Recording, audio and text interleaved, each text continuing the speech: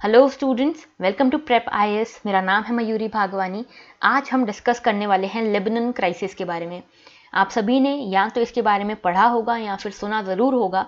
Newspapers में continuously काफ़ी time से लेबनान क्राइसिस को कवर किया जा रहा है। अगर आप वर्ल्ड वाले पेज पे या फिर इंटरनेशनल रिलेशन वाले पेज पे जाके देखेंगे किसी भी न्यूज़पेपर के, तो आपको ये लेबनान क्राइसिस के बारे में एक न एक आर्टिकल ज़रूर मिलेगा। तो ये लेबनान क्राइसिस क्या है, क्या इसके पीछे के कारण हैं, ये कितना सीवियर है, इसको इन सभी चीज़ों को हम यहाँ पे इस वीडियो में डिस्कस करेंगे डिटेल से। तो लेबनान, जैसा कि आप सभी को पता होगा, लेबनान मिडिल ईस्ट की एक कंट्री का नाम है जो सीरिया के पास में पड़ती है। हम इसको होलिस्टिकली यहाँ पे डिस्कस करेंगे।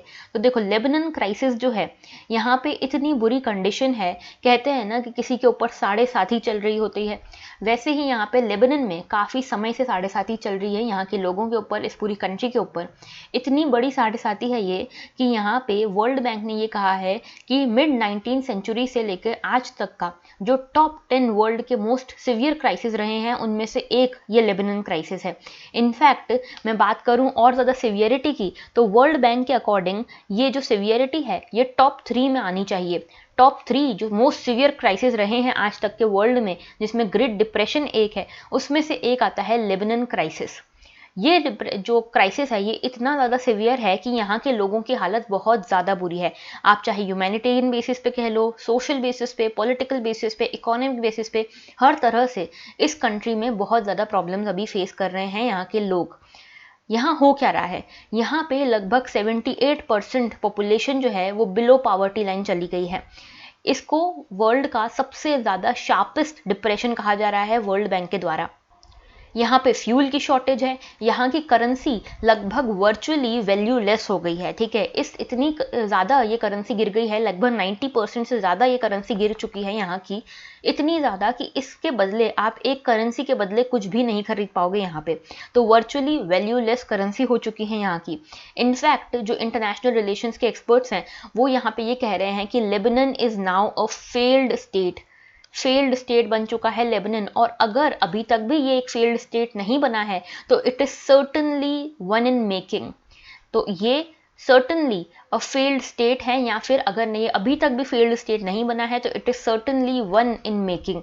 तो ये एक फेल्ड स्टेट की तरफ या तो आगे बढ़ रहा है या फिर ये एक फेल्ड स्टेट बन चुका है। इतनी ज़्यादा सिवियरिटी है इस क्राइसिस की।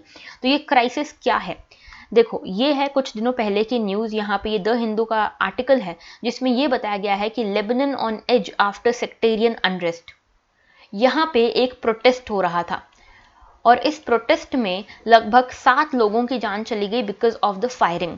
ठीक है, अब ये प्रोटेस्ट क्यों हो रहा था, देखो, लास्ट ईयर लगभग अगस्त 2020 में यहाँ पे एक एक्सप्लोजन हुआ जिसको कहते हैं बेरूत एक्सप्लोजन।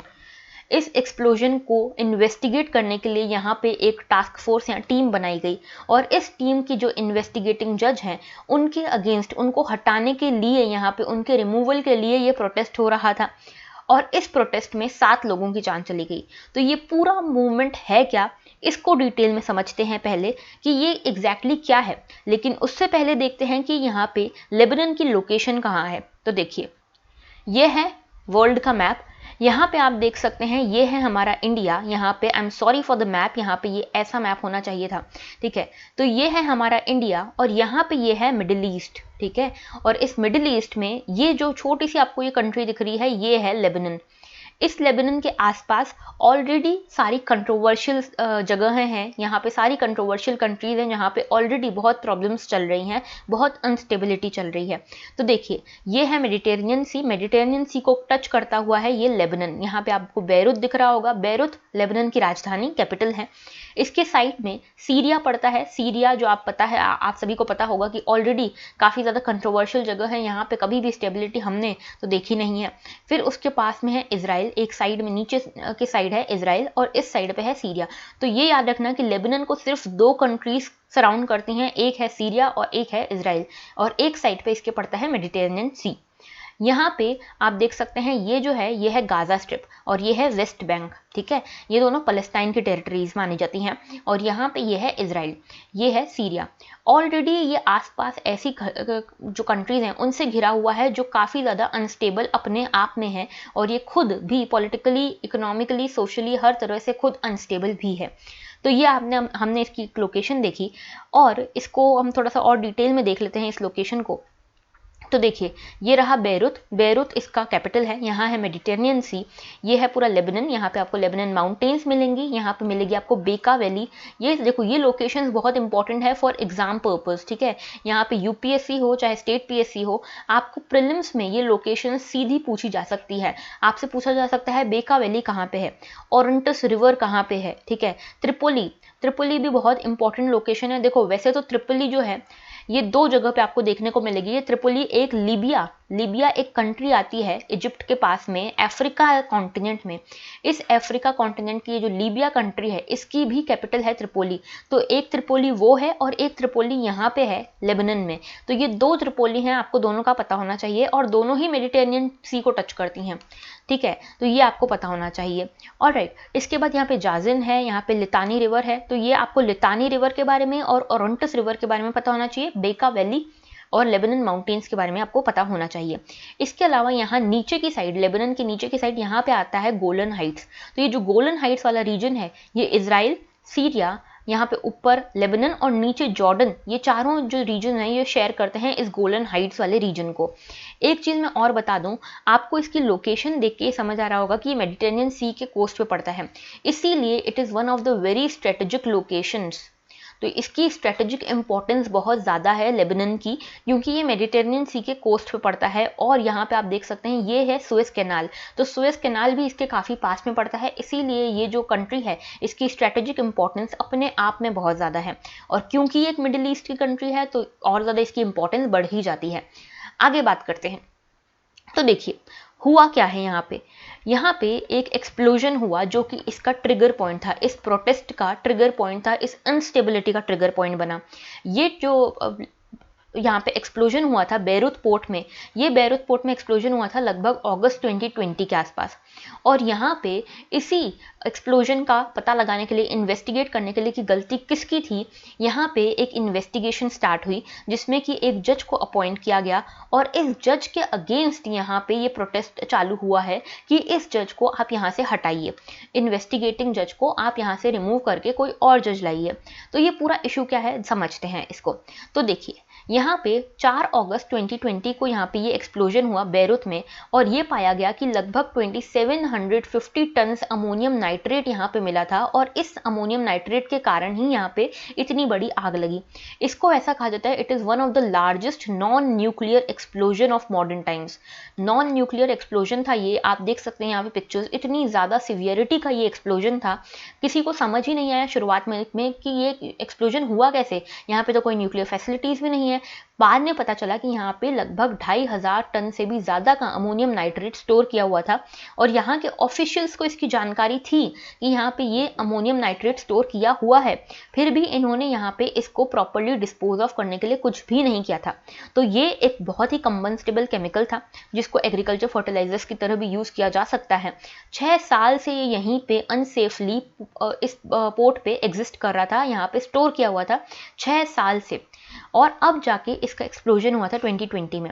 इसमें लगभग 200 से ज़्यादा लोगों की जानें गई, लगभग 7000 से ज़्यादा लोग यहाँ पे इंजर हो गए, और 2.5 लाख से ज़्यादा लोगों ने अपने होम्स, अपनी प्रॉपर्टी को खो दिया।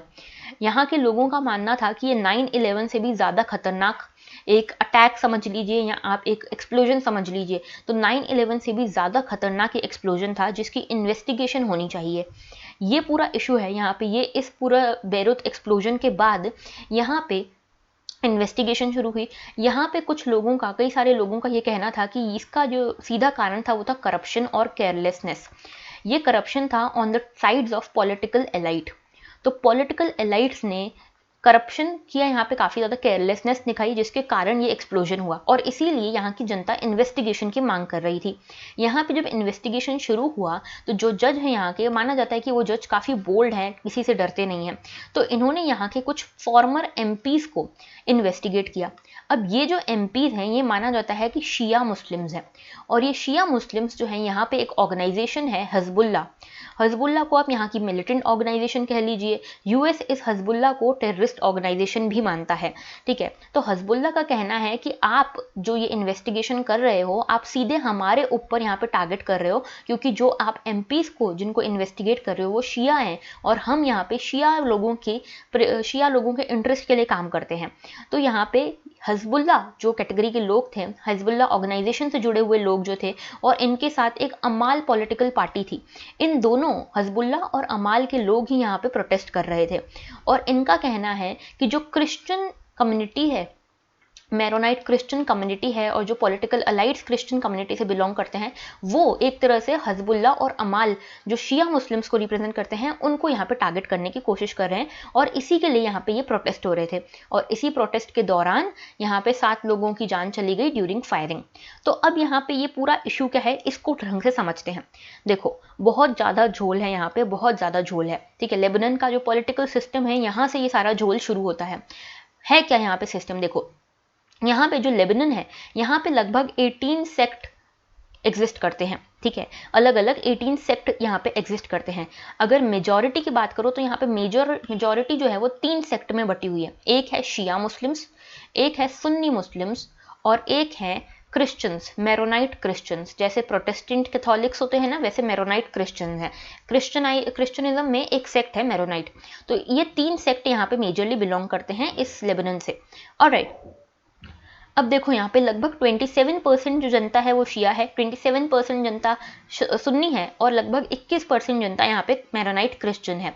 ठीक है, तो यहाँ पे पॉलिटिकल सिस्टम भी बहुत कॉम्प्लेक्स है। यहाँ का पॉलिटिकल सिस्टम इस तरह का है कि पॉलिटिकल सिस्टम जो है यहाँ पे कोशिश करता है कि सभी सेक्ट जो है 18 सेक्ट, उनको रिप्रेजेंटेशन दिया जाए और सभी सेक्ट इक्वल रिप्रेजेंटेशन पा सकें, इस तरह की यहाँ पे कोशिश होती है।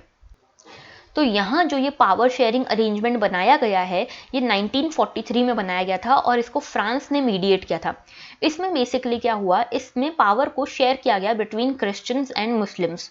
तो यहाँ पे क्या हुआ ना कि यहाँ पे जो कंट्री है ये पावर शेयरिंग सिस्टम पे चलती है, जो सभी 18 सेक्ट्स को पॉलिटिकल रिप्रेजेंटेशन देने की बात करता है, गारंटी करता है।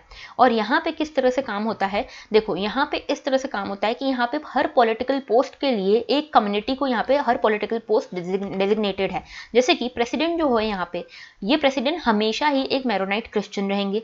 एक जो प्राइम मिनिस्टर बनेंगे यहाँ पे वो हमेशा ही एक सुन्नी रहेंगे, और जो स्पीकर बनेंगे पार्लियामेंट के वो हमेशा ही एक शिया रहेंगे। इस तरह का पॉलिटिकल अरेंजमेंट है यहाँ पे, और इसको कहते हैं कॉन्फेशनलिज्म। ठीक है, तो ये जो लेबनान का पॉलिटिकल सिस्टम है ये कॉन्फेशनलिज्म पे बेस्ड है। इसका मतलब क्या है, यहाँ पे रिलीजन और पॉलिटिक्स साथ में चलते हैं। वर्चुअली रिलीजन और पॉलिटिक्स यहाँ पे साथ में चलते हैं, क्योंकि पॉलिटिक्स की जो पॉलिटिकल पोस्ट हैं वो रिलीजन के बेसिस पे यहाँ पे डिसाइड होती हैं कि कौन यहाँ पे पॉलिटिकल पोस्ट को अक्वायर करेगा। तो अगर प्रेसिडेंट है तो प्रेसिडेंट हमेशा क्रिश्चियन रहेंगे, सुन्नी रहेंगे हमेशा प्राइम मिनिस्टर, और स्पीकर हमेशा एक शिया रहेंगे। इस सिस्टम के कारण यहाँ पे क्या हुआ है कि अलग अलग पॉलिटिकल पार्टीज अलग अलग पोस्ट जो हैं वो अलग अलग कम्युनिटीज के लिए काम करती हैं, और इनके बीच में कोई तालमेल नहीं बन पाता। प्रेसिडेंट जो है वो हमेशा कोशिश करते हैं क्रिश्चियंस का जो इंटरेस्ट है उसको प्रमोट करने के लिए, प्राइम मिनिस्टर हमेशा यहाँ पे कोशिश करते हैं कि सुन्नी मुस्लिम्स का जो इंटरेस्ट है वो प्रमोट हो, और जो स्पीकर है, जो पार्लियामेंट है, वो हमेशा यहाँ पे कोशिश करती है कि शिया मुस्लिम्स का इंटरेस्ट प्रमोट हो। और इस चक्कर में क्या होता है कि ये किसी ना किसी दूसरे कम्युनिटी का नुकसान हो जाता है, और इसके कारण इनके बीच में कभी भी तालमेल नहीं बन पाता। ठीक है, और ये लोग क्या करते हैं ना, जो एलाइट्स हैं, पॉलिटिकल एलाइट्स हैं, वो अपने आप को ऊपर रखने के लिए एक दूसरे के साथ यहाँ पे पावर शेयरिंग नेगोशिएशन करने के लिए करप्शन बहुत करते हैं।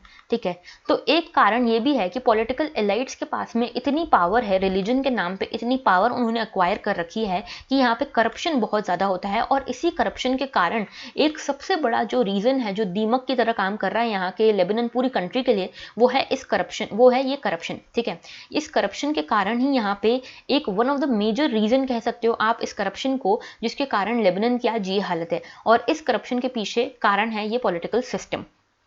ओके, अब देखो इस तरह का यहाँ पे पॉलिटिकल सिस्टम है। यहाँ पे कुछ सीट्स जो हैं वो क्रिश्चियंस को दे रखी हैं, कुछ सीट्स जो शिया मुस्लिम्स को, कुछ सीट्स सुन्नी मुस्लिम्स को, और इस तरह से पॉलिटिकल पोस्ट भी यहाँ पे डिवाइडेड है। तो यहाँ पे अगर किसी को भी गवर्नमेंट बनानी है तो ये आपस में नेगोशिएशन करते हैं, आपस में। जैसे आपने देखा होगा एंटी डिफेक्शन हमारे यहाँ पे लॉ चलता है ना, तो वैसे यहाँ पे भी डिफेक्शन होता ही होगा। एक ये आपस में पैसे का लेन देन होता होगा, और उसके कारण यहाँ पे गवर्नमेंट बन पाती है या नहीं बन पाती, वो सारी चीज़ें। तो उसके कारण यहाँ पे करप्शन बहुत बढ़ जाता है। और इसी के कारण यहाँ पे ये कंट्री जो है ये पूरी तरह से खोखली होती जा रही है और आज लेबनान को फेल्ड स्टेट कहा जा रहा है। दूसरा कारण देखते हैं। देखो, एक तो पहले ही ये पॉलिटिकल एलाइट्स के मारे यहाँ के लोग, दूसरा यहाँ पे कारण है इकोनॉमिक मेल्टडाउन। इस करप्शन के कारण ही यहाँ पे इकोनॉमिक मेल्टडाउन भी देखने को मिला।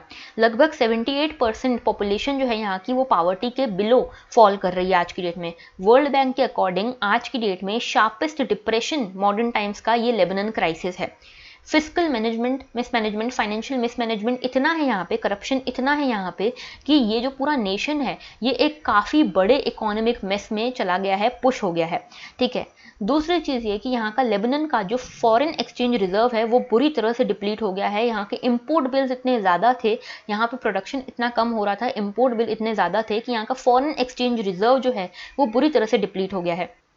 इसके अलावा लेबनान की जो करेंसी है ये वर्चुअली वैल्यूलेस हो गई है। जैसा कि मैंने आपको बताया, इसने 90% तक अपनी वैल्यू को यहाँ पे खो दिया है। इतनी ज़्यादा इसकी वैल्यू डिप्रीशिएट कर गई है with respect to foreign currencies.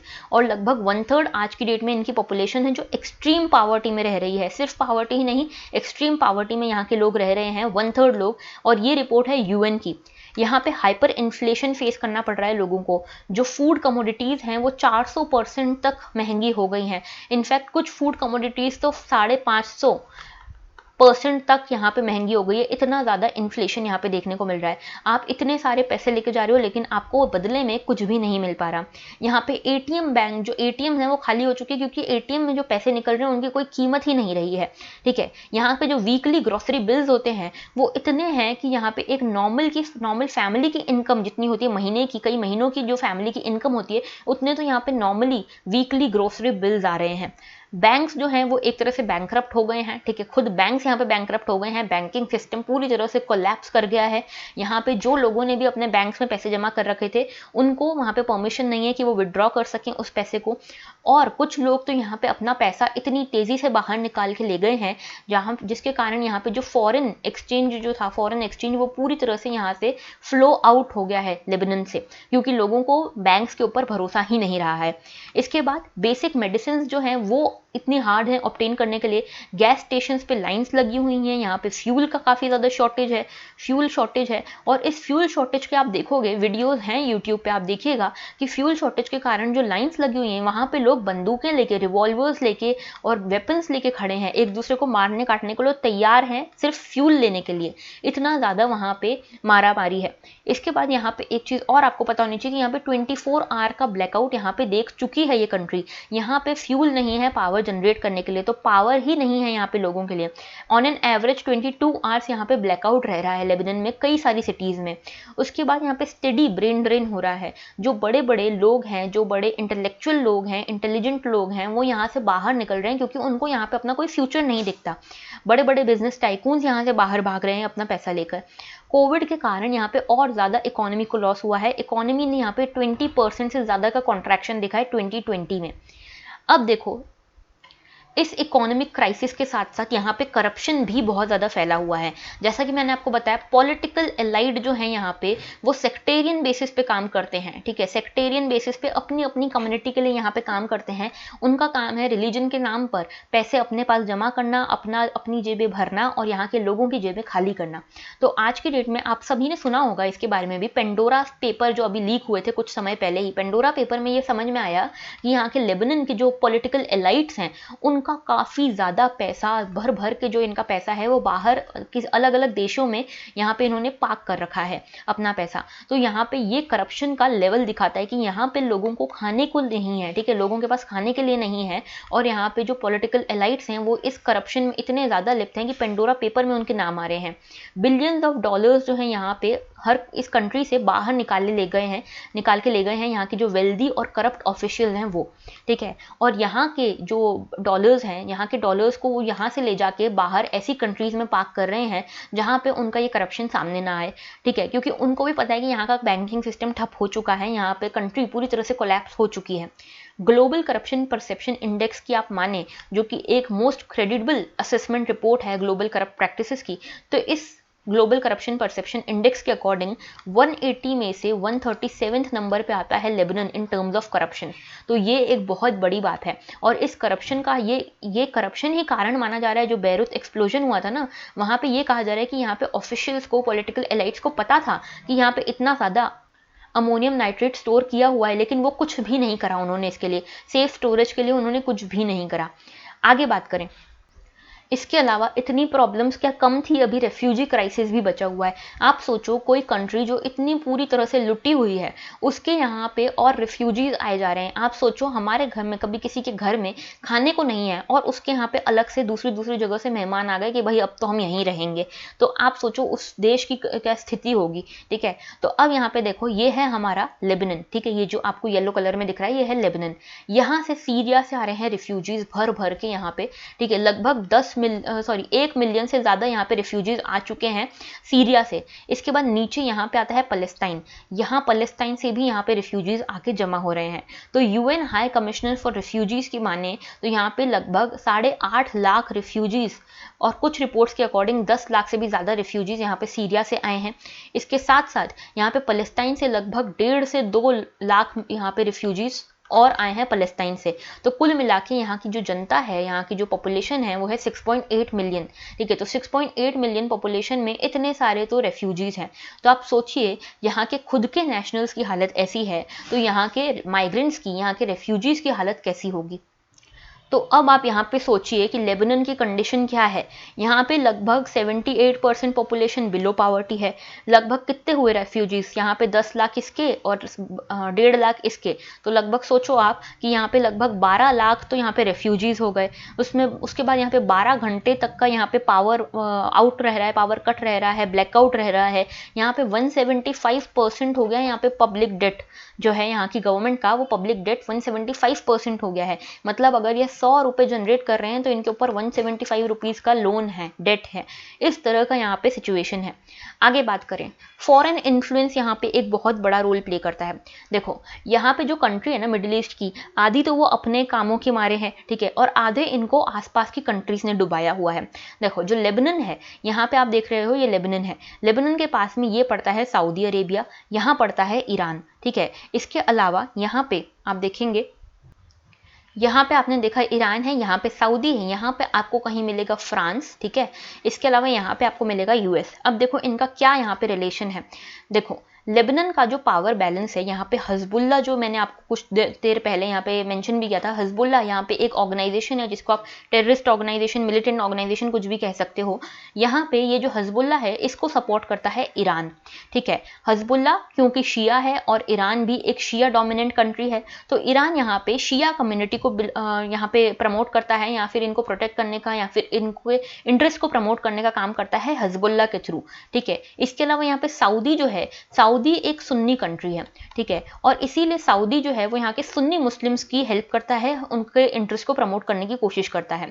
साथ में यहाँ पे फ्रांस, जो कि पहले फ्रांस की ही कॉलोनी था, पहले लेबनान और सीरिया जो है ना, वो पहले फ्रांस की ही कॉलोनी थे, तो यहाँ पे फ्रांस का भी थोड़ा सा इन्फ्लुएंस है। इसके अलावा यूएस, देखो क्योंकि आपको पता है यूएस सीधी तरह से ईरान के अगेंस्ट है। ठीक है, तो यहाँ पे यूएस ईरान के अगेंस्ट है, तो ईरान यहाँ पे यूएस हिजबुल्लाह के भी अगेंस्ट है। तो इस तरह का यहाँ पे पावर प्ले चल रहा है। तो लेबनान का जो पावर बैलेंस है आज की डेट में अगर आप देखोगे, तो वो हिजबुल्लाह की तरफ थोड़ा सा टिल्ट हो रहा है। ठीक है, जो पावर बैलेंस है वो हिजबुल्लाह की तरफ ज़्यादा टिल्टेड है, और हिजबुल्लाह क्योंकि शिया कम्युनिटी से बिलोंग करती है, इसीलिए यहाँ पे शियास की तरफ जो पावर बैलेंस है वो टिल्टेड है।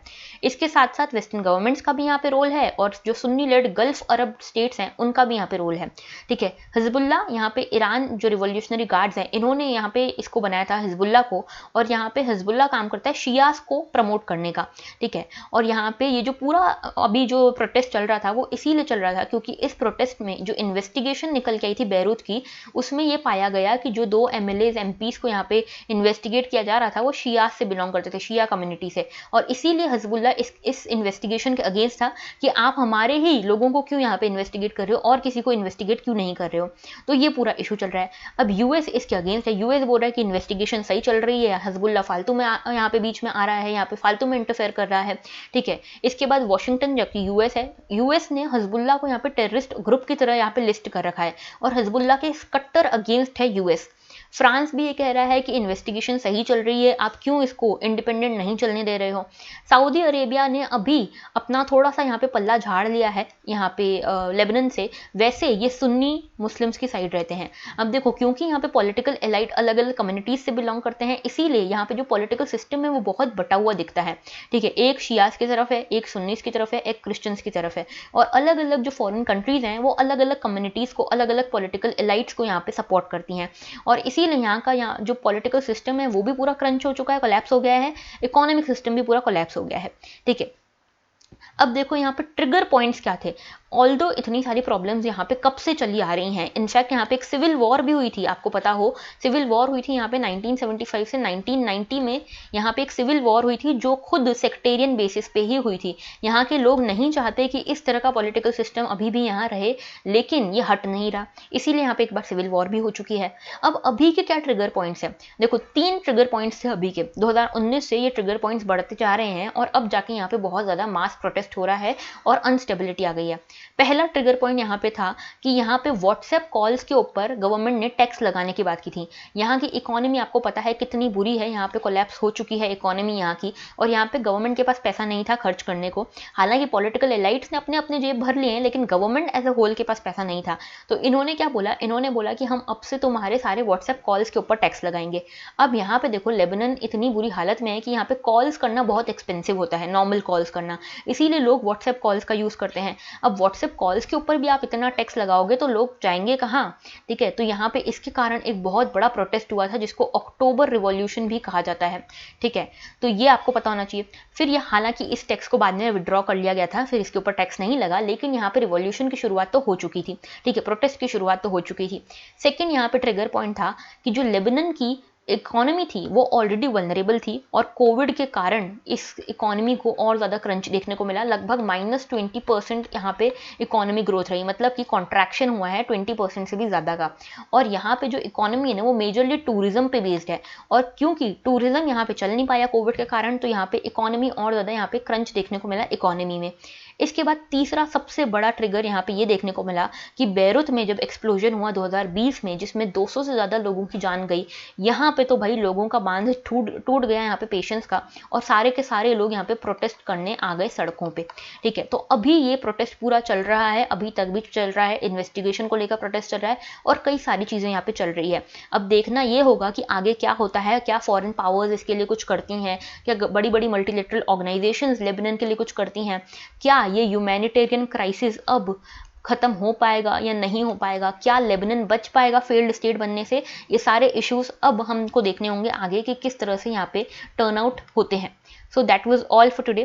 Thank you for watching. I hope आपको ये पूरा जो लेबनान का टॉपिक था ये समझ आया होगा, इसके पीछे के सारे कारण समझ आए होंगे, और अगर आपको इससे रिलेटेड अभी भी कोई डाउट हो तो आप कमेंट सेक्शन में कमेंट कर सकते हैं।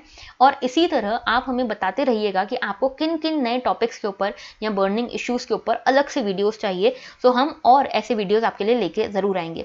अच्छा, एक चीज़ और कि सब्सक्राइब करना मत भूलना चैनल को, अगर आपको पसंद आया हो और आप चाहते हो कि आपको ऐसे वीडियोज़ और मिलते रहें तो सब्सक्राइब ज़रूर कीजिएगा। So that was all. Thank you for watching and have a very good day.